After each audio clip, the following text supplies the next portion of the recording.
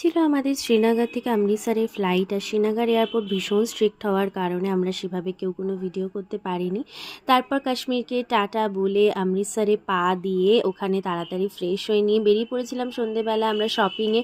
And then ওখান থেকে আমরা রাতে মেহেন্দি কিনে এনে শাশুড়ি বৌমা পরে নিয়েছিলাম। আর সকালে এটা ছিল আমার আউটফিট, আর সকালের মেহেন্দি আর চূড়া ছিল আমার স্পেশাল। তারপর ওখান থেকে গোল্ডেন টেম্পল সবাই পৌঁছে গেছিলাম।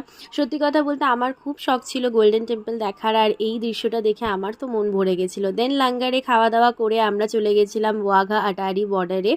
আর এখানে এসে অ্যাজ ইন্ডিয়ান নিজের মনটা যে কিরাম হচ্ছিল বলে বোঝাতে পারবো না। সবাই গালে এইভাবে আমরা ইন্ডিয়া ফ্ল্যাগ এঁকেছিলাম, আর অনেক অনেক রেসপেক্ট ইন্ডিয়ান আর্মিদের জন্যে। আর নিজের দেশের ফ্ল্যাগটাকে এইভাবে উঠতে দেখলে কার না মন ভালো হয় না বলো। তারপরে রাতে আমি আর রোহিত একটু শপিং করে নিয়েছিলাম। অ্যান্ড দেন রাতের ভিউটা ঠিক ছিল গোল্ডেন টেম্পলের এরকম। তোমাদের যদি আমার চ্যানেলে ভিডিও দেখতে ভালো লাগে, চ্যানেলটা সাবস্ক্রাইব করে লাইক করতে ভুলো